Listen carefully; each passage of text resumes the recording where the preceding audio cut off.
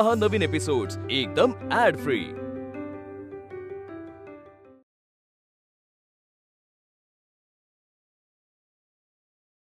क्या कितना खोदता है, क्या चल रहा है तुम्हारा? छे हे सगळं खोदकाम चालू आहे ना, म्हणून गाडी कुठच्या कुठे पार्क केली मी।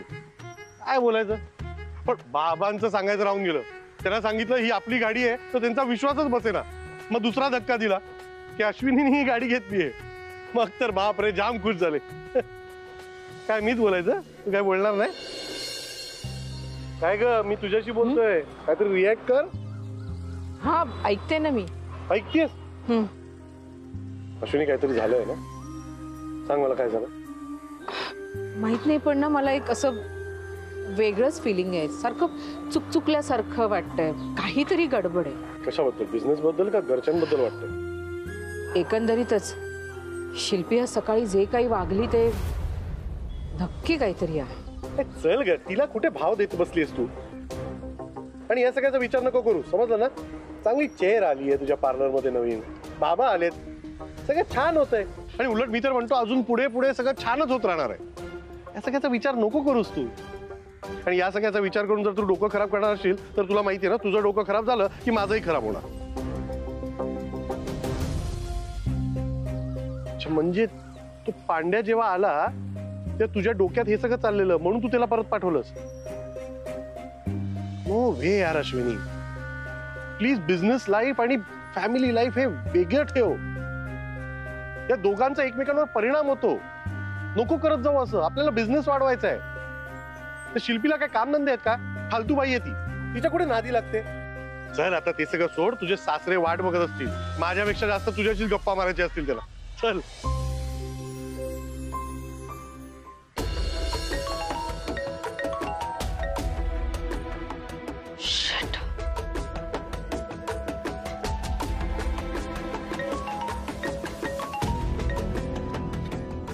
हॅलो हॅलो हॅलो विक्रम, विक्रम यार असं का करतोयस तू? का फोन उचलत नव्हतास तू माझे? तू ऑनलाईन पण दिसतोयस, माझ्या मेसेजेसला पण रिप्लाय करत नाहीयेस का? काय झालंय? कारण तू माझ्यात आणि तुझ्या बाबांच्या प्रॉपर्टीच्या पेपर्स मध्ये त्या पेपर्सना चूज केलंयस, मला नाही। तुला जर मी नकोच आहे तर कशाला फोन करतेस? ओ गॉड विक्रम, असं कोणी करतं का रे? हे काय आहे? म्हणजे पेपर्स आणि माणसामध्ये तू मला एक गोष्ट चूज करायला लावतोयस? What is this? Vikram, I want you, I will choose you, of course I choose you. Vikram please हे असं पेचात नको पाडत जाऊस यार, मला मी ऑलरेडी खूप टेन्शन मध्ये आहे। विक्रम तुला एक गोष्ट कळतीये का? माझ्या नवऱ्याला मी तुझ्यासाठी सोडलंय। माझा मुलगा माझ्याकडे नाहीये, माझ्या बाबांच्या प्रॉपर्टीसाठी मी झगडतीये, इतके सगळे स्ट्रगल मी करतेय, आणि या सगळ्यामध्ये तू असा वागतोयस माझ्याशी। इनफॅक्ट मला ना तुझ्या सपोर्टची गरज आहे विक्रम। विक्रम मी ती फाईल घेतली कारण मी खूप इम्पल्सिव्ह आहे, मी कायम असे इम्पल्सिव्ह डिसिजन्स घेते, हे माहिती आहे तुला। खरं तर तुझ्यापेक्षा जास्त मला कोणी ओळखतही नाही। मला तरी कोण आहे रे गोष्टी शेअर करायला, कम्युनिकेट करायला? कोणापुढे मी माझं मन मोकळं करू, सांग ना?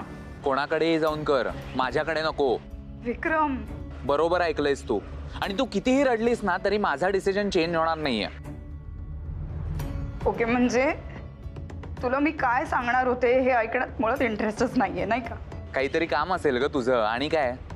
ओ गॉड, खूप वाईट इमेज झाली आहे तुझ्या मनात माझी। मी तुला हे सांगायला फोन करत होते की मी खूप मिस करते तुला। मला काल रात्री झोप येत नव्हती आपल्या दोघांच्या विचारांमुळे। विक्रम तू किती केलंयस अरे माझ्यासाठी। मी जेव्हा प्रॉब्लेम मध्ये होते तेव्हा मला इतका सपोर्ट केलायस तू। मला अन्न जात नव्हतं तेव्हा तू स्वतःच्या हाताने भरवलंयस मला, इतकी काळजी घेतलीयस तू माझी। हे सगळं आठवत होतं मला। ही तुझी नाटकं बंद कर and come to the point.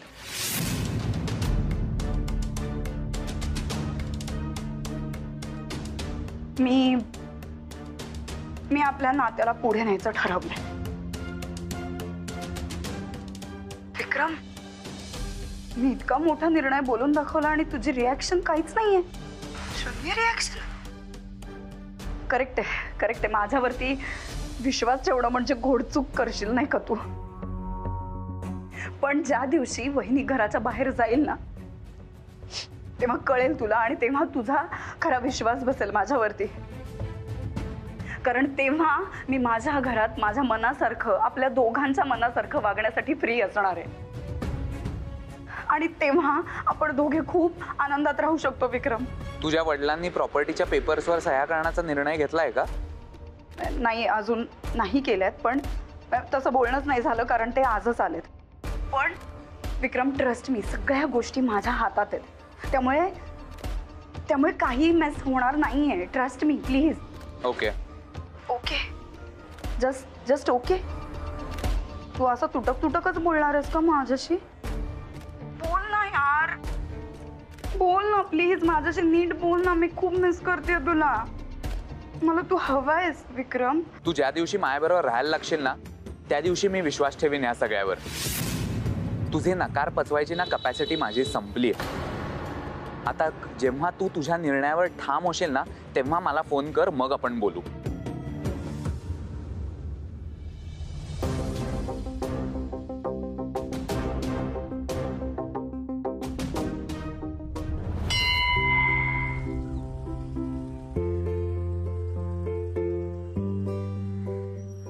मला वाटलं नव्हतं आल्याला तुम्ही बाहेर पडाल म्हणून. मला वाटलं होतं थोडी विश्रांती घ्याल कदाचित. एवढेच पाय मोकळे झाले ग. लांबचा प्रवास म्हटला ना की बसमध्ये कसं अडकल्यासारखं होतं. खरंय, पण तुम्ही देवळात चल म्हणाल असं अजिबात वाटलं नव्हतं. कसं आहे उज्ज्वला, कधी कधी अनुभव, परिस्थिती माणसाला सारं काही करायला भाग पडतो. जाणारा जातो पण जो गेला त्याच्यापेक्षा त्याच्या मागे जे उरतात ना त्यांना खूप त्रास होतो. आणि माणूस गेल्यावर घरामध्ये जी भयान शांतता भरून राहते ना त्यांना माझा जीव कसा कासावीस होत होता. खूप त्रास झाला ग मला. मान्य आहे मी एरवी कधी देवळात येत नाही, पण आज मला गरज भासली त्याची. मी खरं सांगू, इथे तुझ्याबरोबर आलो नंतर जरा मला प्रसन्नता वाटली, एक ऊर्जा मिळाली, लढण्याची उमेद वाटली मला. एक प्रकारे बरंच झालं. जे काही झालं त्याच्यावर आपल्याला बोलताही येईल. नाही, आता जे झालं आहे ते झालं. त्यावर चर्चा करण्यापेक्षा पुढे काय करता येईल यावर आपण लक्ष द्यायला हवं की नाही? म्हणजे चाललंय डोक्यात काहीतरी माझ्या. तर रात्री आपण सगळे बसूया तेव्हा बोलू.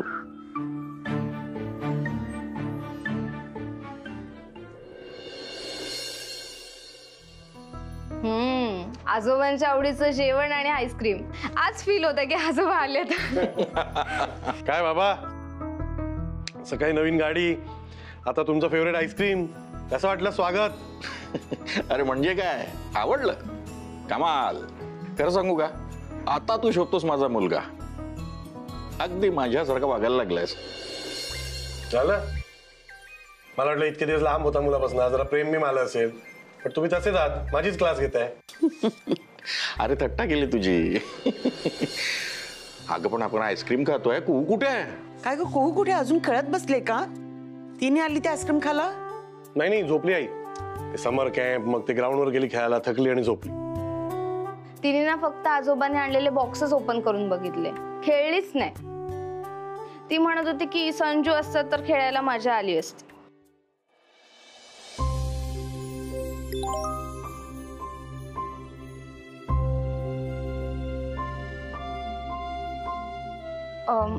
मला ना असाइनमेंट करायची आहे, तर you carry on, me assignment complete करते. हे आईस्क्रीम घेऊन जा, वितळेल ते.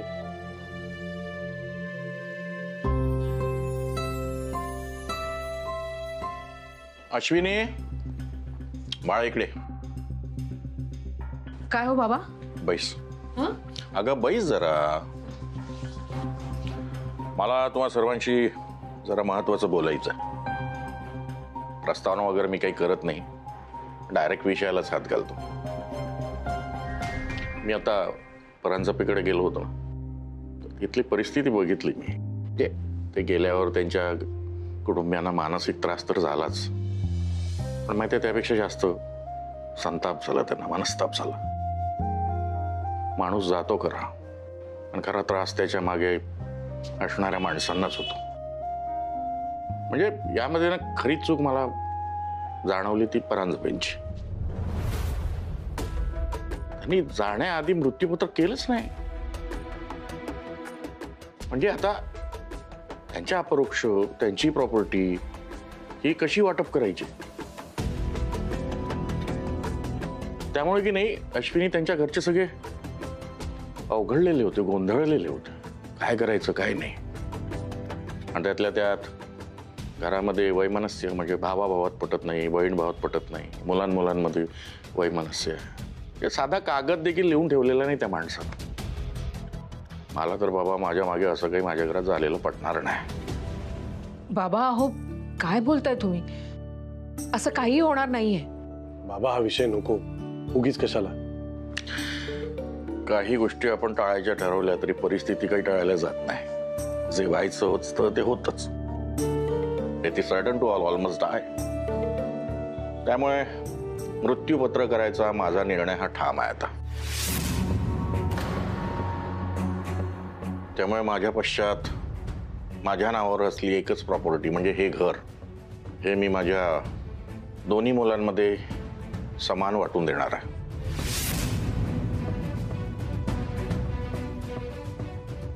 आणि त्यासाठी उद्याच मी वकिलांकडे जाऊन कागदपत्र करून घेणार. फक्त त्याची माहिती तुम्हाला असावी म्हणून बोलतोय.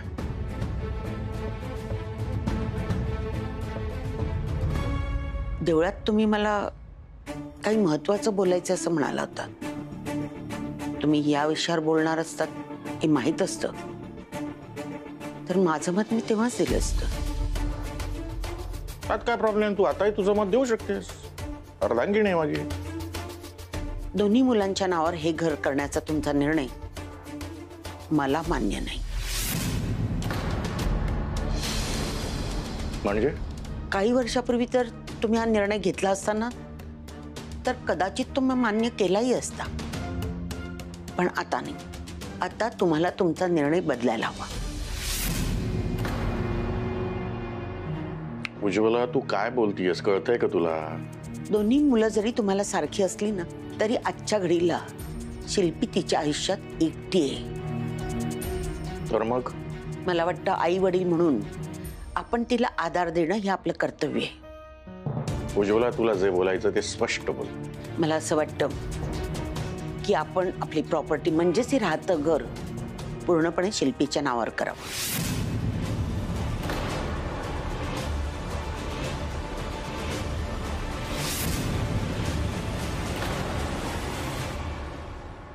तू काय बोलतेय कळतंय का तुला उज्ज्वला? मी बरोबरच बोलते. अश्विनी श्रेयसचं खूप चांगलं चाललंय. चांगलं कमवत आहे. नवीन गाडी घेतलीये. 2 मुलीच आहेत. त्यांचंही शिक्षण खूप चांगलं चाललेलं आहे. ती दोघं अगदी सुखवस्तू चौकोनी कुटुंब आहे त्यांचं. शिल्पीकडे काय आहे? तिचा संसार मोडलाय. तिचं घर मोडलंय. तिचा मुलगा तिच्यापासून हिरावला गेलाय. तिनं पुढे काय करायचं? त्याच्यामुळे मला वाटतं की हे घर आपण शिल्पीच्या नावावर करावं. हे तू बोलतीयस की तुझ्या तोंडी शिल्पी बोलतीयस? हे बघा, नाही ऐक, मला तर वाटतं शिल्पीनं पूर्ण तुला शिकवून ठेवलेलं अगदी पोपटासारखं. हे बघा, हे मी बोलते. हे माझं मत आहे. याच्यात शिल्पीला ओढू नका. आणि हे माझं मत काय आहे त्याला कारण आहे आणि ते तुम्हाला चांगलं ठाऊक आहे. मला आता कुठलंही कारण ऐकून घ्यायचं नाहीये. कळलं तुला? घटस्फोटानंतर ती माहेरी राहते सुखरूप. तसंही ती घटस्फोटाच्या आधी देखील 2 वर्ष माहेरीच राहिली. त्यामुळे तिला आधार नाही या वाक्याला काही अर्थ नाही. अर्थ आहे. कारण या घरात प्रत्येक माणूस तिच्याशी चांगला वागेल तेव्हाच तिला तो आधार वाटेल. पण आपण दोघं सोडून इतर कोणालाही ती या घरात नको आहे. हे बघा, आपल्या समोर अश्विनी श्रेयस तिच्याशी खूप चांगले वागतात. पण आपल्या अपरोक्ष ते तिला नोकरासारखी वागणूक देतात.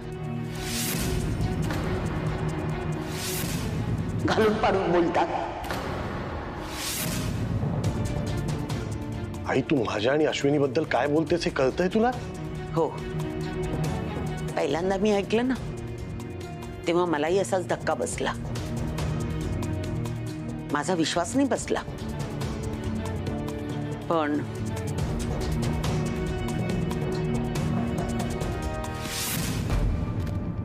काय झालं शिल्पी? कशाला हात बोलवलंस? शिल्पी अगं कशाला रडतेस?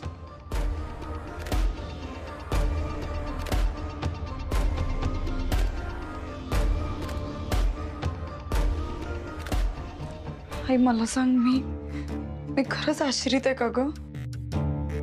शिल्पी अगं परत तोच विषय. अगं तू तुझ्या आई वडिलांच्या घरात राहतेस, तू कशी आश्रित असशील? माहेरी आहे ना तू तुझ्या. आई मला असंच वाटत होतं, पण घरातल्या सगळ्यांना असं अजिबात वाटत नाही. शिल्पी काय झालंय? मला नक्की काय झालं ते सांगशील का? तू आणि बाबा जेव्हा घरात असतात ना तेव्हा हे दोघे व्यवस्थित वागतात माझ्याशी, आणि तुम्ही कुठे बाहेर गेलात, तुमची पाठ फिरली, तुमच्या अपरोक्ष ते मला अत्यंत घाणेरडी वागणूक देतात, मला लोकरासारखं वागवतात ते. अगं शिल्पी असं ते का करतील? मला वाटलंच होतं तुझा नाही बसणार विश्वास. सॉरी, मला हा विषयच नव्हता काढायला पाहिजे होता. मी करते मॅनेज. सॉरी. मला शिल्पी काय झालंय नक्की बोल, एकदा स्पष्ट बोल. तुला आठवतंय तू जेव्हा मला काही दिवसांपूर्वी या घरात परत राहायला घेऊन आलीस तेव्हा दादा असं रागारागत म्हटलं होतं की शिल्पीला घरातल्या माणसासारखी वागणूक कधीच मिळणार नाही आता, आणि शिल्पी आजपासून आपल्यासाठी फक्त आश्रित असेल. तो हे फक्त बोलायपुरतं बोलला नव्हता, तो प्रॅक्टिकली सतत माझ्याशी तसाच वागतोय परक्यासारखा, आणि मला अत्यंत घाणेरडी वागणूक देतोय. शिल्पी हे बघ, श्रेयस ते रागाच्या भारात बोलला होता, पण त्यानंतर सगळे तुझ्याशी नीट व्यवस्थित वागतायत ना. कधी दिसलं ग तुला तो माझ्याशी व्यवस्थित वागतोय? तिचे वागतायत हे जे तुला दिसतंय ते सगळं दाखवण्यापुरतं आहे. मुळात त्या दोघांना मी इथे राहिलेला अजिबात आवडत नाही, आणि हे दोघे तुमचा अपरोक्ष माझ्याशी कसे वागतात हे तू बघितलंस ना. आई म्हणून नाही सहन होणार तुला. असं नाहीये. अश्विनी तुला हातात गरम गरम कॉफी आणून देते, तुझी आवड निवड जपून स्वयंपाक करते. अगं श्रेयस तिला किती ओरडतो, पण तरी तुला कोणताही त्रास होऊ नये ती किती काळजी घेते. वहिनी, हे सगळं जे करते ना, भुलताय तुम्ही त्या सगळ्याला, फसताय तुम्ही. मुळात तिला मी किचन मध्ये आलेलं आवडत नाही, कारण तिला मला सतत पाहुण्यासारखी ट्रीटमेंट द्यायची आहे.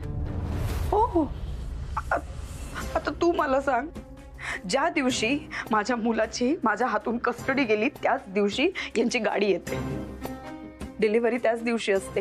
कोणाला माहित नसतं ग आपल्या गाडीची डिलिव्हरी आज होणार आहे. असं कधी होतं? माझ्या समोर तो तुम्हा सगळ्यांना गाडीच्या पूजेसाठी म्हणून खाली घेऊन गेला, तुम्हाला फिरवून आणलं, तुम्ही एन्जॉय केलं. त्या सगळ्यात मी कुठे होते मी? मला कोणी विचारलं तर नाहीच, पण माझं काय होतंय याचा साधा कोणी विचार पण नाही करत आहे. शिल्पी ते तसं नाही आहे ग, पण तसंच आहे ते. आई, हे दोघे मिळून ना माझं अस्तित्वच इग्नोर करतायत ग आई. आता परत जर अशी वेळ आली की या दोघांनी मिळून मला घराच्या बाहेर काढलं तर मी कुठे जाऊ? ह्याच्या आधी पण माझ्यावर अशी वेळ आलीच होती ना की एक रात्र मी रस्त्यावर राहिले होते मी. आणि आता परत जर तशी वेळ आली ना तर माझ्याकडे, तर सॉरी टू से, पण माझ्याकडे एकच ऑप्शन आहे, आणि तो तुला कधीच मान्य होणार नाही. मला माहिती आहे किती नाचक्की होईल आपली. विचार कर, इतकं घडतंय ना, माझी मेंटल कंडिशनचा कोणी विचारच नाही करत आहे. मला काय वाटतंय, कोणाशी शेअर करू मी हे सगळं? मला कोर्टात त्या जज साहेबांनी विचारलं होतं तुम्हाला पोटगी हवी आहे का? मी एका सेकंदात नाही म्हणाले, कारण मला पैशांचा लोभ नाहीये आई. मला फक्त माझा संजू हवा होता, आणि त्यावेळी माझ्या डोक्यात फक्त एवढंच होतं की जो काही पैसा असेल तो विद्युतकडे त्याच्यासाठी, संजूसाठी छान सेफ राहावा. मला पैसे नको आहेत, मी समर्थ आहे माझे पैसे कमवायला. आई, या सगळ्यात मला फक्त कुठेतरी असं वाटत होतं की तू आहेस, तू हेल्प करशील मला. आई, मी त्या दिवशी पोटगीला नाही म्हणाले कारण माझा विश्वास होता की तू माझ्यासाठी काहीतरी करशील.